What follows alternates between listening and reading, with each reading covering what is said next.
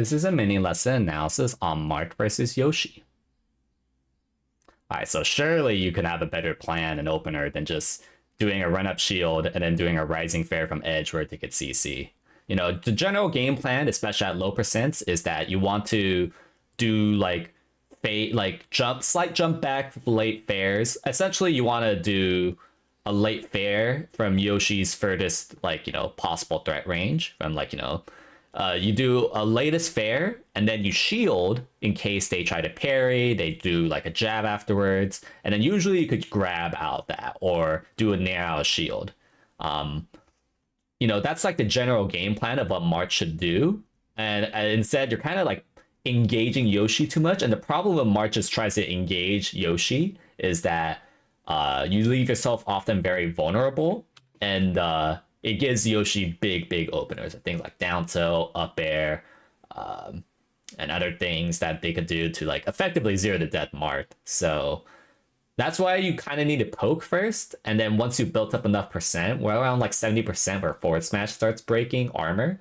That's like Marth's like go time. But at the same time, even when Yoshi's above 70, you shouldn't always forward smash either. Like, you still want to play good advantage states. You want to find opportunities for forward smash would work rather than forward smashing, trying to fish for forward smash. So instead of trying to, because also if you try to overextend versus Yoshi or you engage too much, you will just get hit and you'll just die like that, what happened earlier on.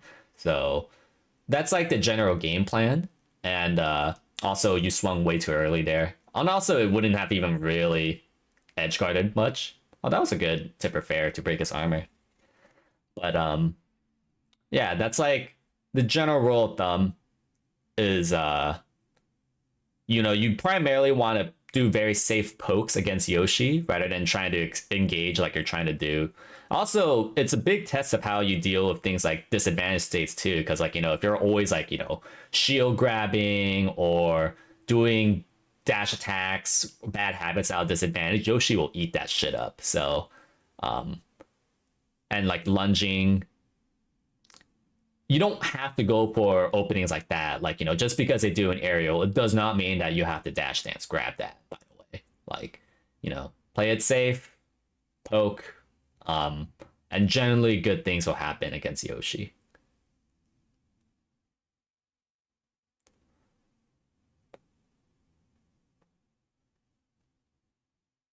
Yeah, I don't love the dash attacks, don't love the up tilt. Why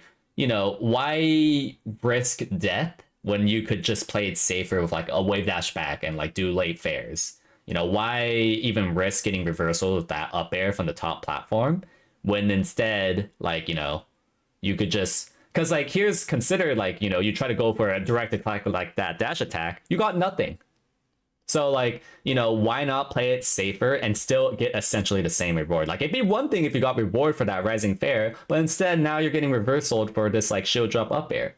So there's essentially really no real incentive for Marth to play aggressive in this matchup. And that's why for a lot of your disadvantage, you often want to disengage. Fun fact, by the way, generally don't really want to even nairing in other matchups is usually pretty good. Yoshi doesn't experience shield stun at all.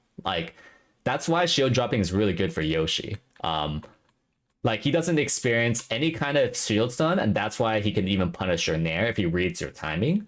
It still needs to be a read for sure for Yoshi, but general rule of thumb is actually don't even touch Yoshi's shield, because he can actually reversal you off of that by being quick. And did you really need to go for that double jump nair?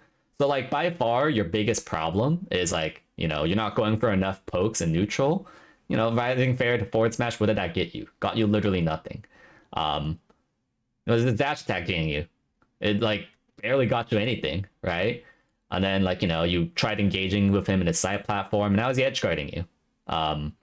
So the way how you are also playing general disadvantage is you trying to find a hit, and that's just not gonna fly by against Yoshi. And also the same thing with your advantage. It also seems like you really want to hit, when instead you should force him to make an interaction, but at the same time you are playing it safe. You're just poking.